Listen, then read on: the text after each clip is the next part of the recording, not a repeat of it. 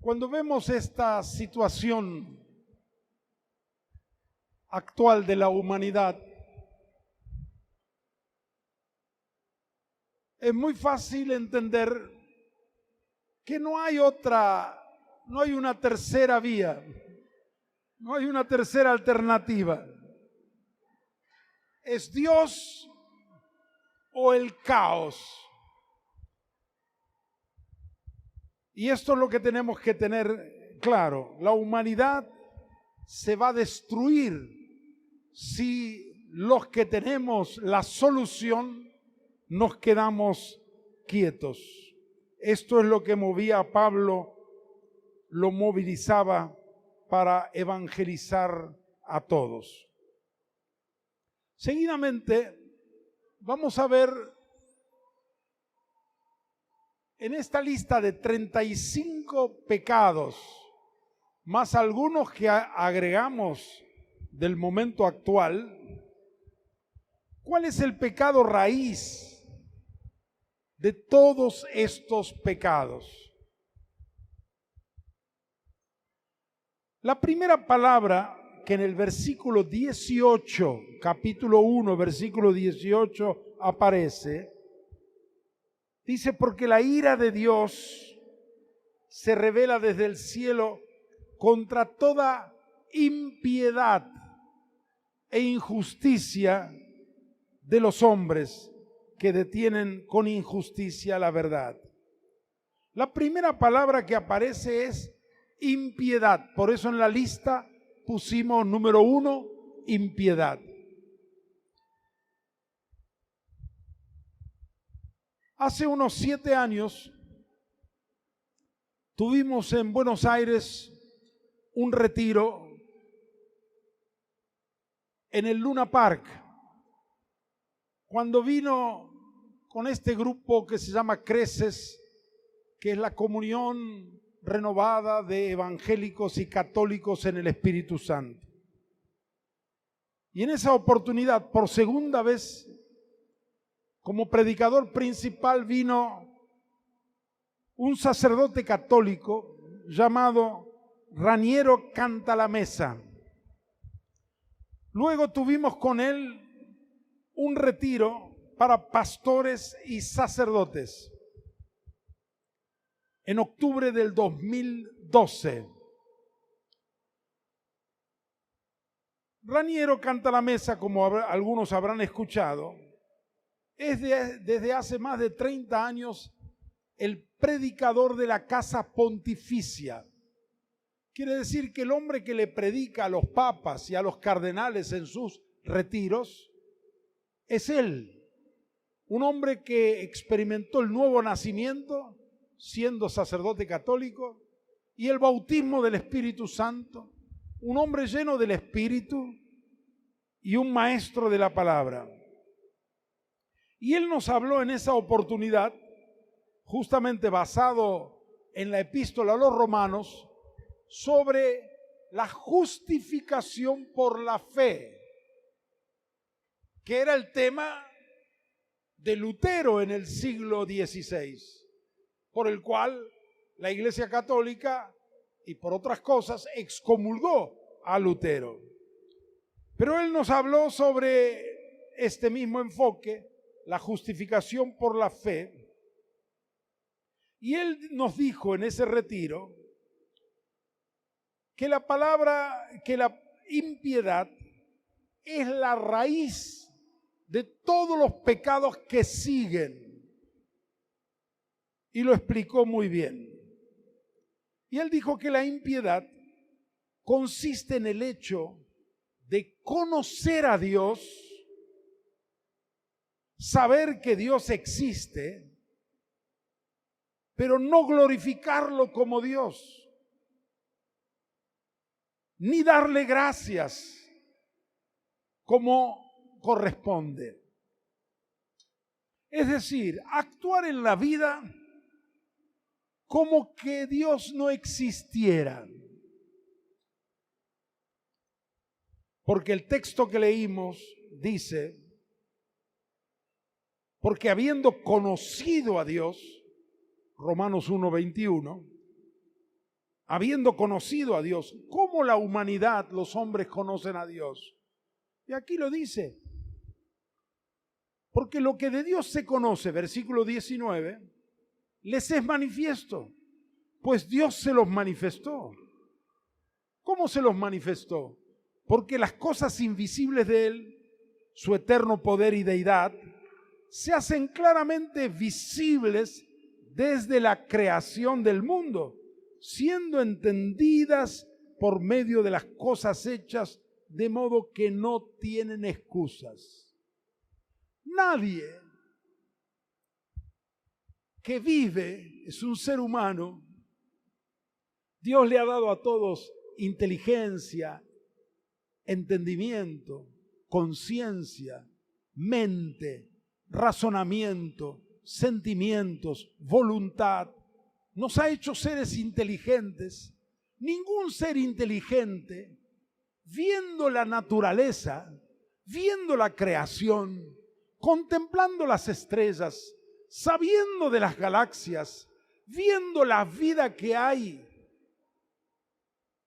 en la tierra, las plantas, los animales, de todas las variedades, viendo al ser humano, viendo cómo un huevo que solo es clara y yema, en 21 días, simplemente dándole calor a una gallina, se transforma en un pollito. Una cosa impresionante. Nadie que ve una semillita chiquitita así, oscurita, que la planta en la tierra y al poco tiempo nace una planta y da rosas. ¿De dónde sacó la pintura? ¿De dónde sacó esa forma? Entonces, todo ser inteligente se da cuenta que hay un creador, hay un Dios. Si yo le dijera a alguien, ven este reloj que tengo,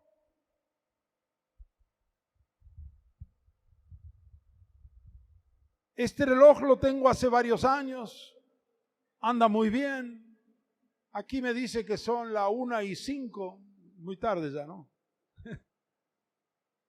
Pero ¿saben? Este reloj no lo fabricó nadie. Un día hubo una explosión y se cortaron ciertas piezas en su justa forma y tamaño y se ensamblaron y empezaron a funcionar y nació este reloj.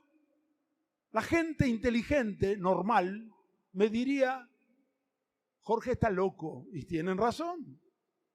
Ahora, ¿qué es un reloj? Comparado con el cuerpo humano, con el cerebro, comparado con ese pollito que nació del huevo, tiene cerebro, tiene nervios, tiene un corazón, tiene venas, tiene arterias, tiene aparato respiratorio, aparato digestivo, aparato reproductor, sistema circulatorio, sistema nervioso. Y decir que ese huevito, ese pollito se hizo solo, es una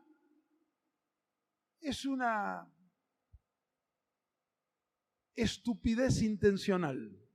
¿Le gusta esa expresión?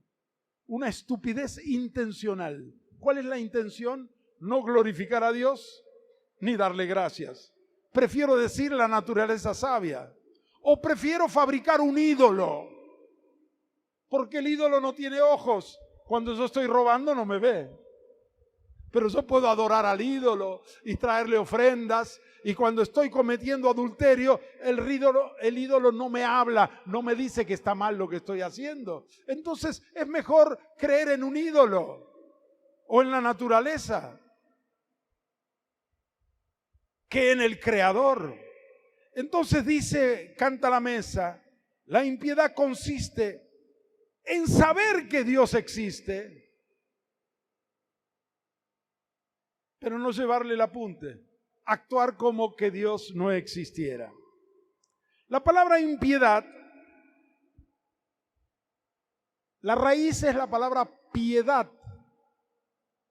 El prefijo im, que se pone im, pero en realidad es in, significa negación, significa lo contrario. Necesario, innecesario. Piedad, impiedad. Ahora, esa palabra, piedad, tiene dos significados en español y en el griego. En el griego es asebia. Impiedad, perdón, es asebia. Y piedad es sebia, con B larga, sebia. ¿Qué es sebia? ¿Qué es piedad? Dos significados. El primero, sinónimo de clemencia, misericordia. Cuando le decimos a Dios, ten piedad de nosotros, estamos diciéndole que tenga clemencia, misericordia de nosotros. Ese es el primer significado. Pero piedad también significa la devoción a Dios, el respeto a Dios, el honrar a Dios, el reconocer a Dios. También significa eso. Entonces dice Canta la Mesa, nos dijo en esa oportunidad, Pablo sabe que detrás del hecho de no glorificar a Dios está el hecho que el hombre voluntariamente se ha puesto a sí mismo como Dios.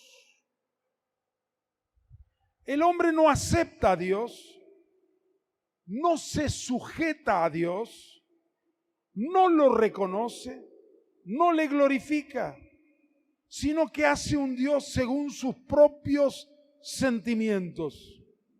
Este pecado entonces es anular, dice Canta la Mesa, la infinita diferencia cualitativa que hay entre Dios y las criaturas. Es el pecado que San Agustín analiza como el pecado original. Es decir, que el hombre recto, direccionado hacia Dios por creación, el hombre fue creado en comunión con Dios, recto, direccionado a Dios, pecó y la dirección se dobló hacia sí mismo. Así que en vez de honrar a Dios, el hombre se desvía y se vuelve a sí mismo y se glorifica a sí mismo. Se declara independiente de Dios. Y esta es la raíz de todos otros pecados. Cuando Dios le dice a Adán, de todos los árboles del huerto puedes comer, pero del árbol del conocimiento del bien y del mal no comerás, porque el día que de él comieres morirás. Adán le transmitió fielmente eso a Eva, porque cuando Dios se lo dijo a Adán, Eva todavía no existía. Así que él fue fiel en transmitirle a Eva. ¿Cómo lo sabemos? Porque cuando la serpiente apareció, Satanás detrás de la serpiente, ¿qué le dijo? ¿Así que no pueden comer de todos los árboles? Sí, le dice Eva, podemos comer de todos menos de uno. Y Dios dijo que el día que comiéramos de ese árbol que él prohibió, vamos a morir. Así que Eva sabía muy bien lo que tenía que hacer. Y Satanás contradijo a Dios y le dijo, no morirás. Y es así. Siempre el anticristo está contra Cristo. El antidios está contra Dios. Lo pone a Dios y la palabra de Dios a un costado y pone otro principio en acción, que es la mentira. Y entonces allí el hombre se dirige por otro patrón, otra referencia. ¿Cuál es? Su propia voluntad.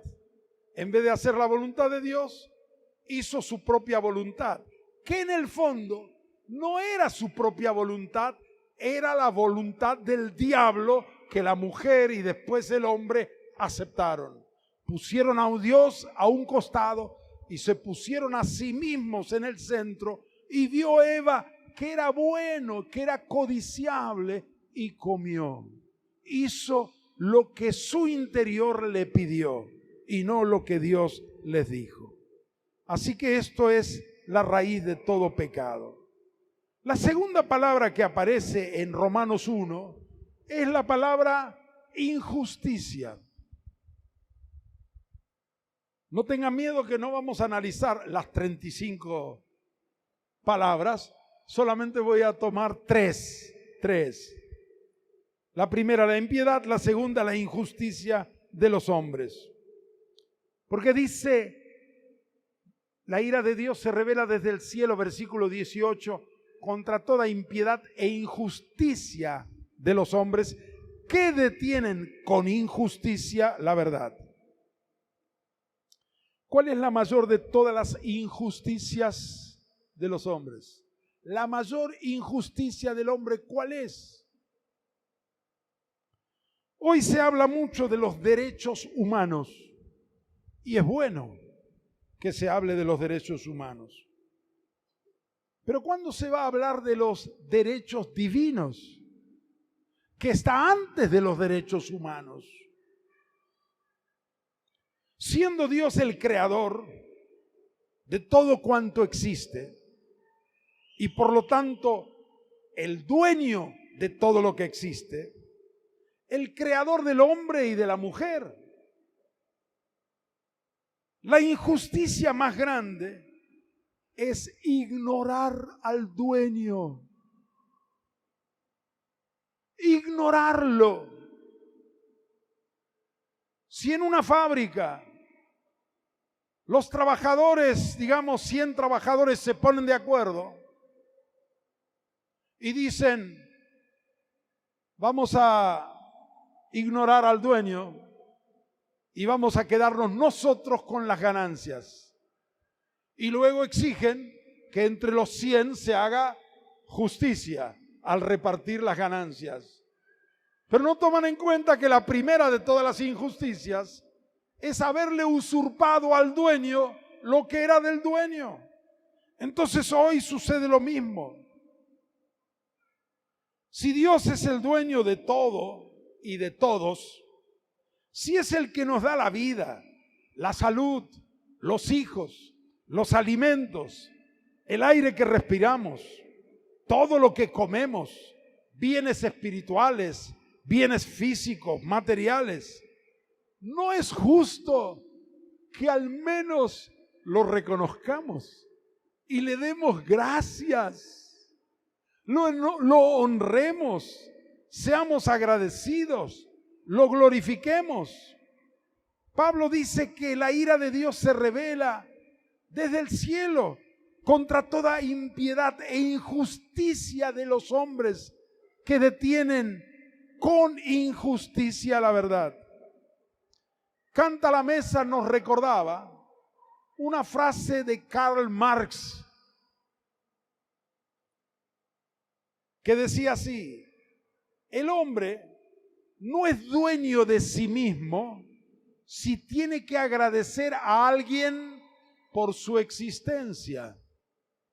Si yo tengo que decir gracias a otra persona por lo que soy, entonces no soy independiente, no soy yo mismo, entonces no puede existir un creador. ¿Quién lo dijo? Marx. Él lo dijo. Detienen con injusticia la verdad. ¿Cómo va a concluir? Por lo tanto, no puede existir un creador. Es una burrada. ¿Cómo puede haber una afirmación así? También Canta la Mesa nos recordaba la afirmación de Jean-Paul Sartre, el existencialista, en cuanto a corriente filosófica. Sartre decía así: yo me acuso y yo me absuelvo, me perdono. No existe nadie, ni en el cielo, ni en la tierra, como para darme órdenes. Soy un hombre y un hombre tiene que decidir, elegir su destino. Si Dios existe, el hombre es nada. Casi me da risa. Y la gente lo tiene como los más importantes filósofos, pensadores del siglo XX. Son los que sembraron el caos moral que hoy existe. Así, de otras mil maneras, los hombres detienen con injusticia la verdad. El agnóstico dice que no se puede saber si Dios existe o no. Como no se puede saber, yo pregunto, ¿cómo no se puede saber? Absolutamente, como leímos recién, todos los seres humanos saben que Dios existe. Pues aunque Él sea invisible a los ojos físicos, la existencia de un Dios creador, eterno y todopoderoso se hacen claramente visibles desde la creación del mundo, de modo que no tienen excusa, dice Pablo. Es que no hay peor ciego que el que no quiere ver. Al hablar de la injusticia, siempre se lo enfoca a la injusticia entre los hombres, pero la primera y mayor de todas las injusticias es ponerlo a Dios fuera del cuadro. Es injusto actuar como dueños, siendo que somos simples administradores de los bienes de Dios. Es injusto que pretendamos determinar nosotros lo que está bien y lo que está mal, ignorando la autoridad del Rey del universo. Vamos al tercer pecado. Es el orgullo, que en la lista pusimos envanecimiento. Aquí dice, pues habiendo, versículo 21, conocido a Dios, no le glorificaron como Dios, ni le dieron gracias, sino que se envanecieron en sus razonamientos y su necio corazón fue entenebrecido. Profesando ser sabios, se hicieron necios. Cambiaron la gloria del Dios incorruptible en semejanza de imagen de hombre corruptible, de aves, de cuadrúpedos y de reptiles.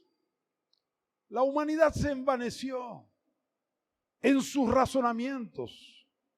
Y dice la Biblia, Pablo dice, su necio corazón se llenó de oscuridad. No hay nada más estúpido que adorar a un ídolo. Tienen ojos pero no ven. Tienen oídos pero no oyen. Y le está rezando, orando, honrando. Tienen manos pero no pueden ayudarte. Tienen pies pero no caminan.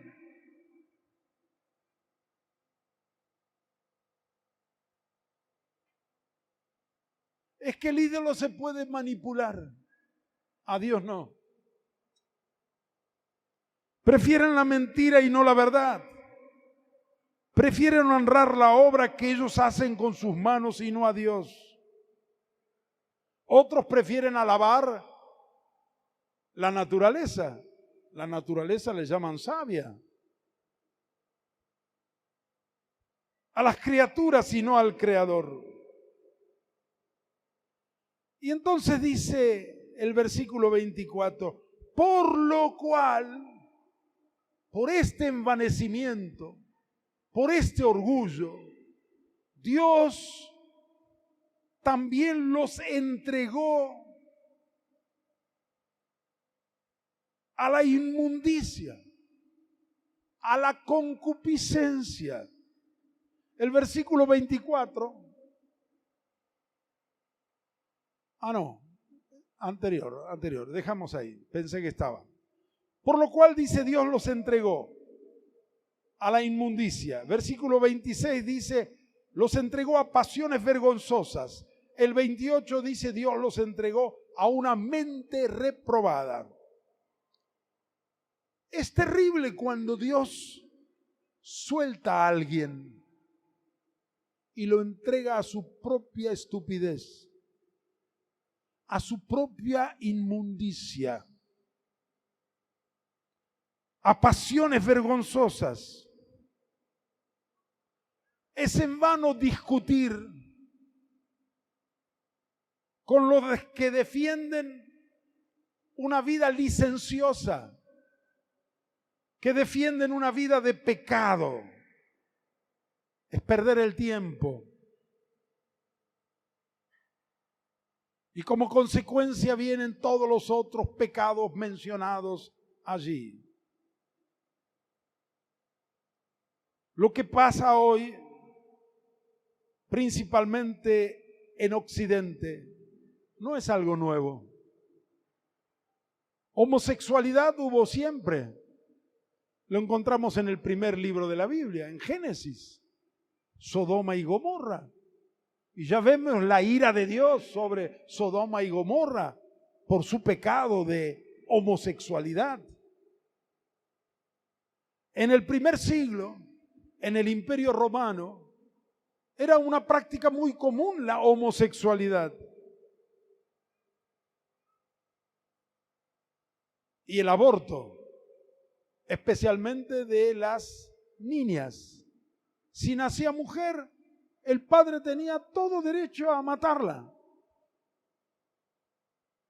Primer siglo. El escenario en el cual Pablo vivió. En la medida que el hombre no reconoce a Dios, no le da gloria, no le da gracias, no se humilla ante el Creador, se va hundiendo en el error, la mentira, la inmundicia y la corrupción. Como ellos no aprobaron tener en cuenta a Dios, Dios los entregó a una mente reprobada para hacer cosas que no convienen, estando atestados de toda injusticia, fornicación, perversidad, y sigue luego la larga lista de los pecados que mencionamos ya. Ahora, ante este primer cuadro que Pablo tenía delante, ¿cuál era su reacción? Ahora sí, reacción de Pablo ante el primer cuadro. Pablo no pide que venga fuego del cielo, como en Sodoma y Gomorra, o como pidieron Juan y Jacobo. Señor, ¿quieres que pidamos que venga fuego del cielo sobre una ciudad que no quisieron recibir a Jesús? No, dice Jesús, ustedes no saben de qué espíritu son. Pablo tenía delante de sus ojos este primer cuadro, pero lejos de condenarlos y pedir juicio de Dios,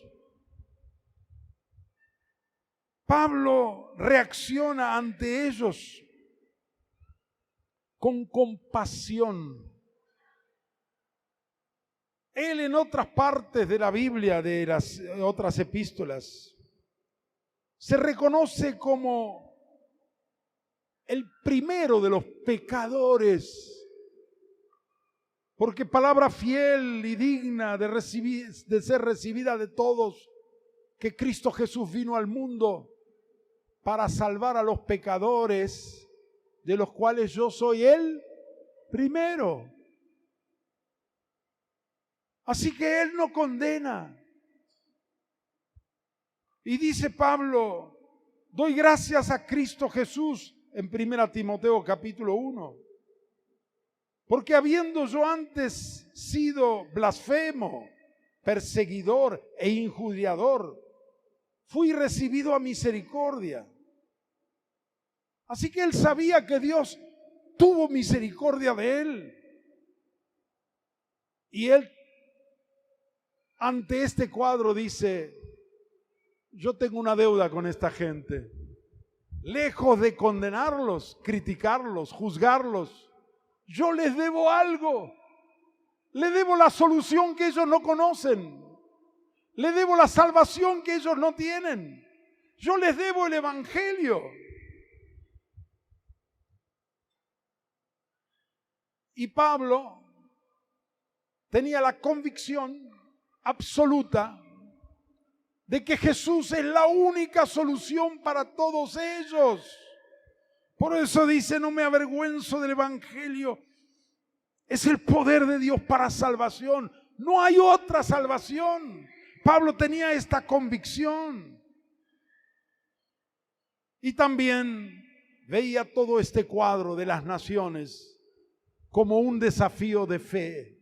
Él reacciona con fe, como un desafío para llevar el evangelio a todas las naciones. Amén. Tenemos que seguir el ejemplo de Pablo. Bueno, vamos al segundo cuadro.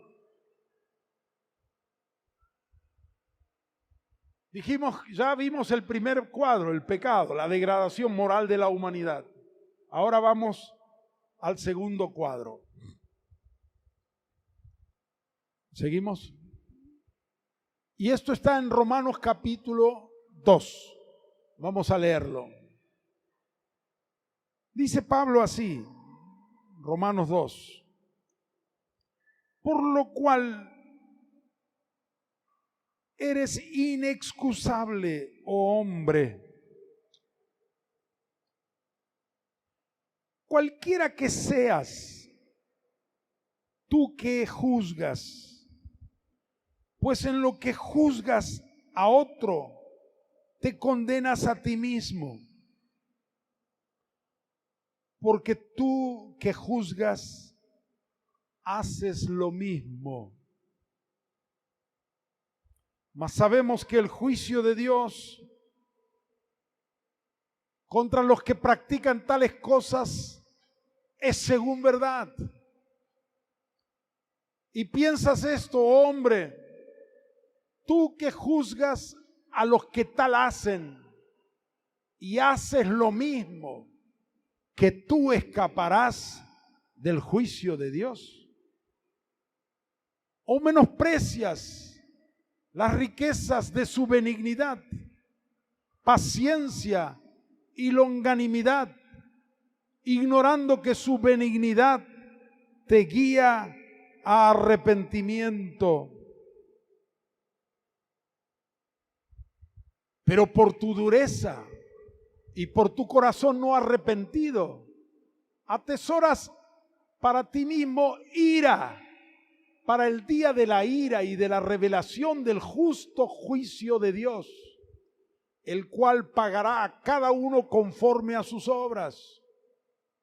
Vida eterna a los que perseverando en bien hacer buscan gloria y honra e inmortalidad. Pero ira y enojo a los que son contenciosos y no obedecen a la verdad, sino que obedecen a la injusticia. Tribulación y angustia sobre todo ser humano que hace lo malo, el judío primeramente y también el griego.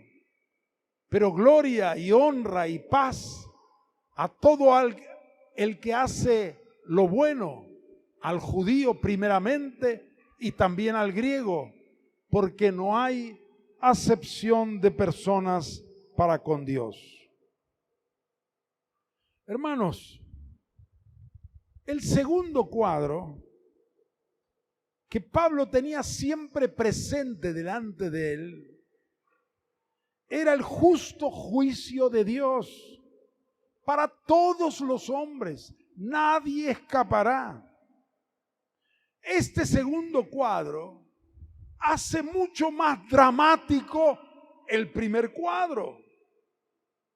Porque si fuera que los hombres viven en inmoralidad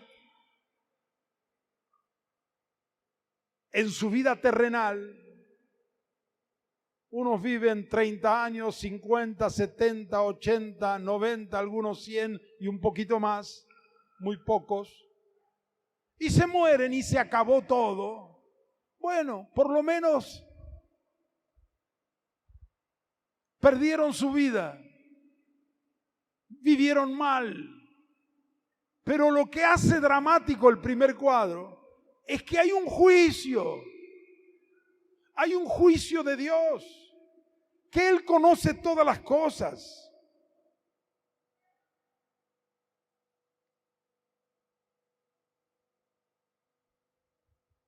La Biblia dice en Hebreos, está establecido a los hombres que mueran una vez y después el juicio. Y nadie va a escapar, ni gobernantes, ni poderosos, ni pobres, ni ricos, ni negros, ni blancos, todos. Y después del juicio hay solo dos destinos. Pongamos el anterior. Ven aquí en el versículo segundo párrafo, dice vida eterna, pero luego dice pero ira y enojo. El tercer párrafo dice tribulación y angustia para algunos, pero gloria e inmortalidad para otros. Entonces hay solo dos destinos, no hay tres. O es cielo o es infierno. Es vida eterna con gloria y honra, inmortalidad. Y hay ira y enojo, tribulación y angustia. El último párrafo dice gloria y honra y paz a todo el que hace lo bueno. Pero el anterior dice tribulación y angustia. Dos destinos. Ahora sí seguimos. La vida eterna es gloria, honra e inmortalidad. O la ira de Dios, tribulación y angustia. Dicho en forma más directa, cielo e infierno. No hay otro. Y esto es lo que lo conmovía a Pablo.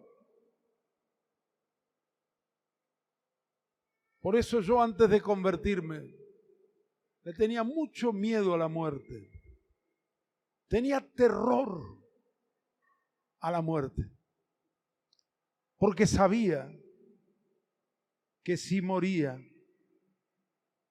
¿a dónde iba a ir? Cuando yo leía o leo estos 35 pecados, por lo menos 30 de ellos yo cometí. Sabía que era un pecador y merecía el infierno.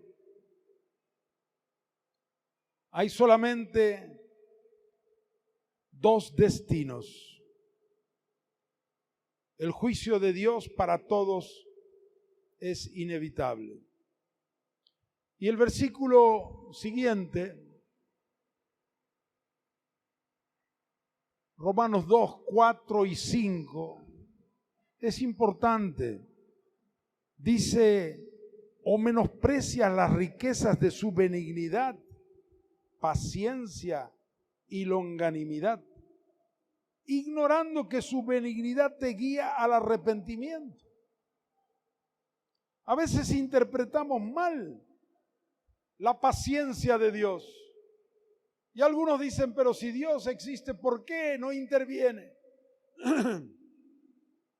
¿Por qué no castiga a los malos? Tranquilo, Dios tiene su tiempo. Nadie va a escapar.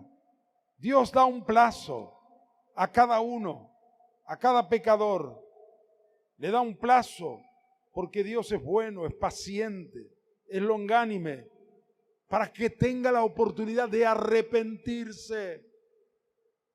Pero si la persona no se arrepiente, entonces va a acumular mayor ira para aquel día del juicio de Dios.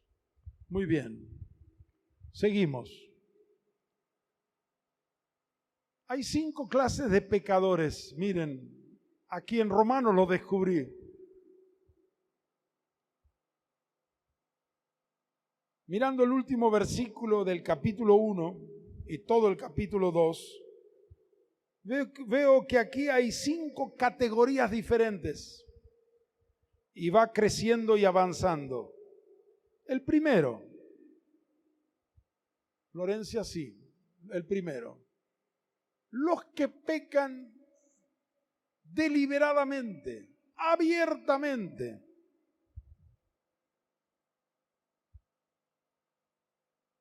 El versículo 32 del capítulo 1 dice: quienes habiendo entendido el juicio de Dios, que los que practican tales cosas son dignos de muerte, no solo las hacen, sino que también se complacen con los que las practican. Saben que está mal, pero no le importa nada. Pecan abiertamente, deliberadamente. Esa es una categoría. Segundo, estos son los hipócritas, los que juzgan a otros, pero ellos pecan encubiertamente. Algunos pecan abiertamente y otros pecan encubiertamente.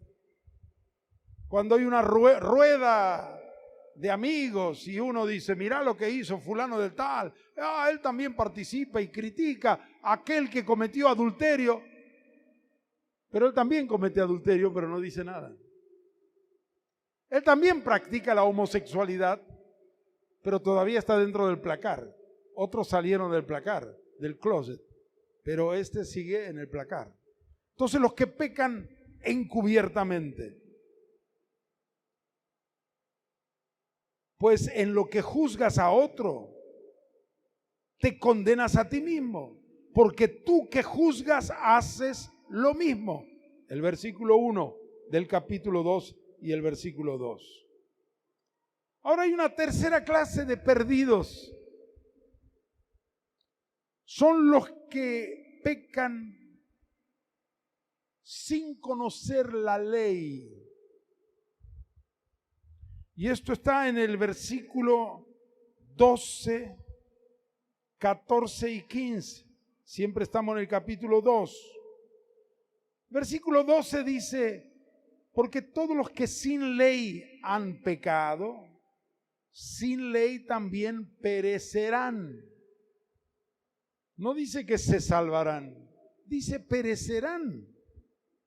Y todos los que bajo la ley han pecado, por la ley serán juzgados. Miren lo que dice el 14 y el 15. Porque cuando los gentiles que no tienen ley hacen por naturaleza lo que es de la ley, estos, aunque no tengan ley, son ley para sí mismos, mostrando la obra de la ley escrita en sus corazones, dando testimonio su conciencia y acusándoles o defendiéndoles sus razonamientos. Es decir, todo ser humano, aun aquel que nunca escuchó de la Biblia, las tribus indígenas o pueblos no alcanzados, que nunca escucharon los 10 mandamientos, nunca escucharon la ley, ellos también se van a perder. Dios los va a juzgar, pero no con los 10 mandamientos, con la ley escrita en sus corazones.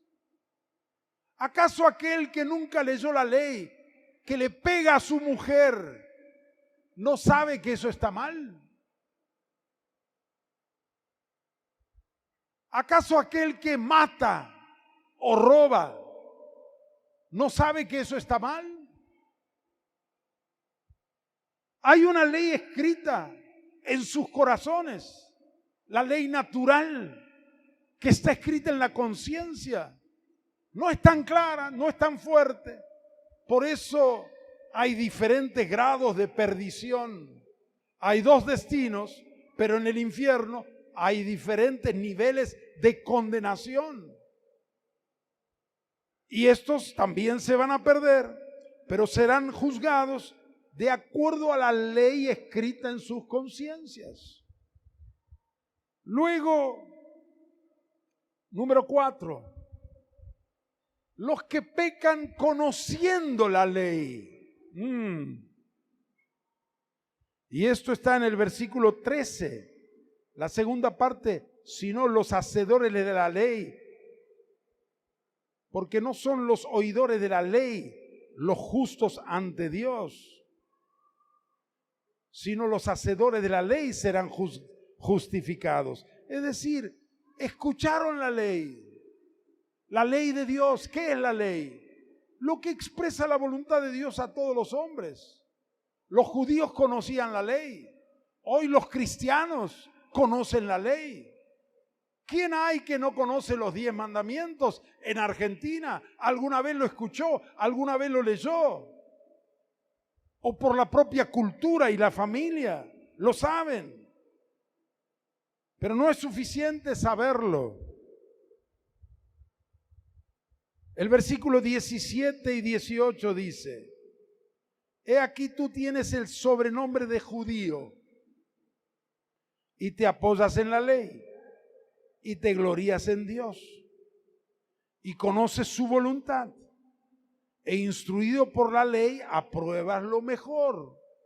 ¿De quién está hablando? De los judíos.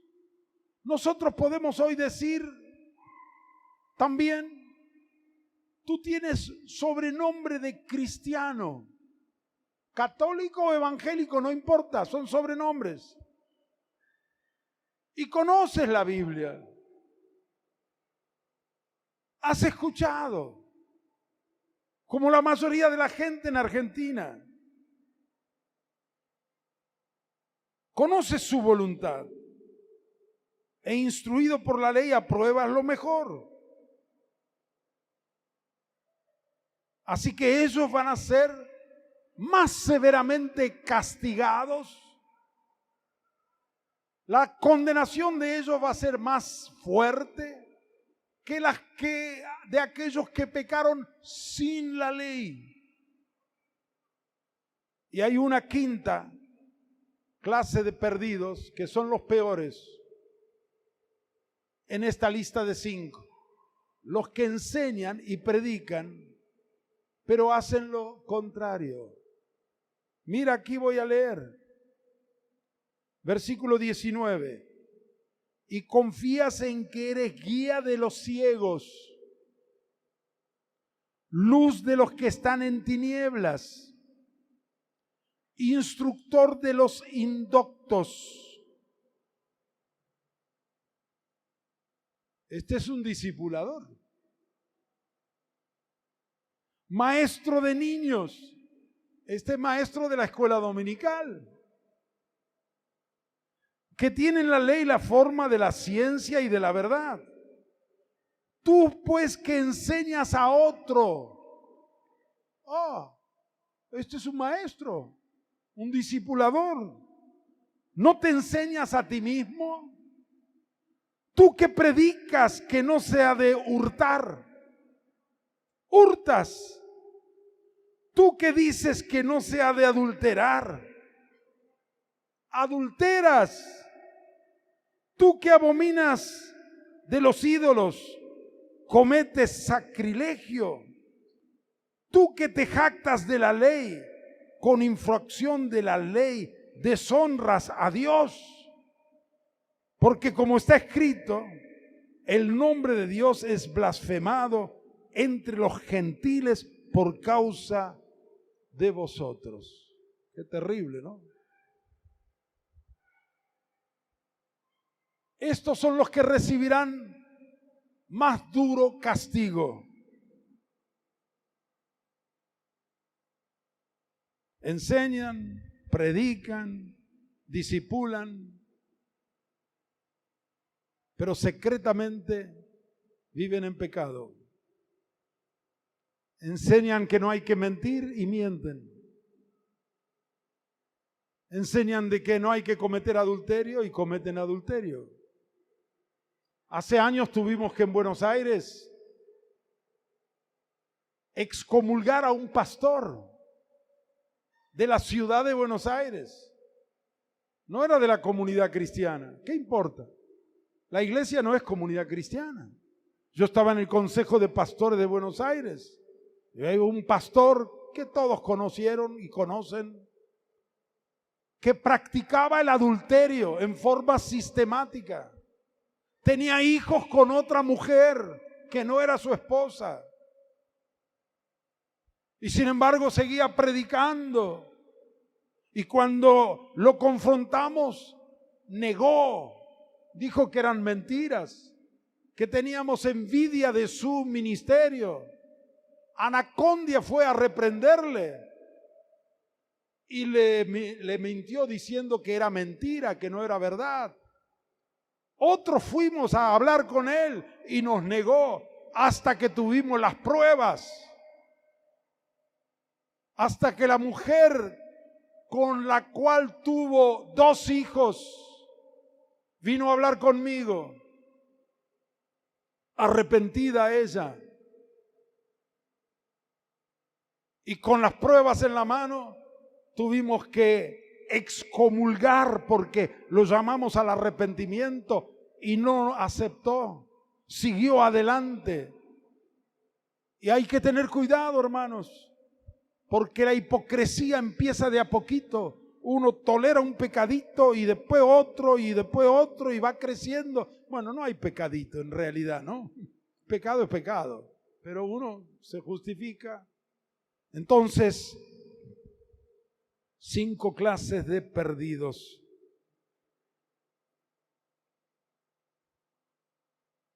Y ante todo este cuadro, no importa qué clase de perdido sea, en Argentina la mayoría está en el punto 4, el 1 y el 2, la mayoría.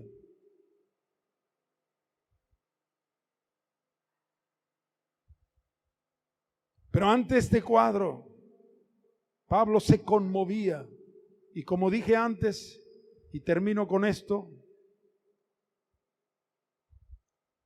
Pablo sentía compasión, sentía dolor por aquellos que si no se arrepienten están atesorando ira y juicio para el día de la ira y del justo juicio de Dios. En el día en que Dios juzgará por Jesucristo los secretos de los hombres conforme a mi evangelio. Amén.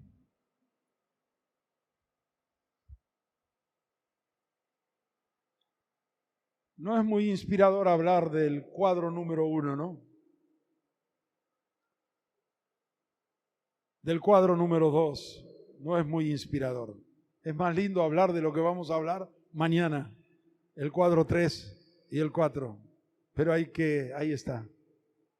Necesitamos tomar conciencia de cómo están las cosas en nuestro país, en nuestra sociedad, y pedir que Dios nos encienda como encendió a Pablo, como encendió el motor, el fuego que Pablo tenía para predicar el evangelio a toda criatura. Amén. Vamos a ponernos de pie, terminar con una oración.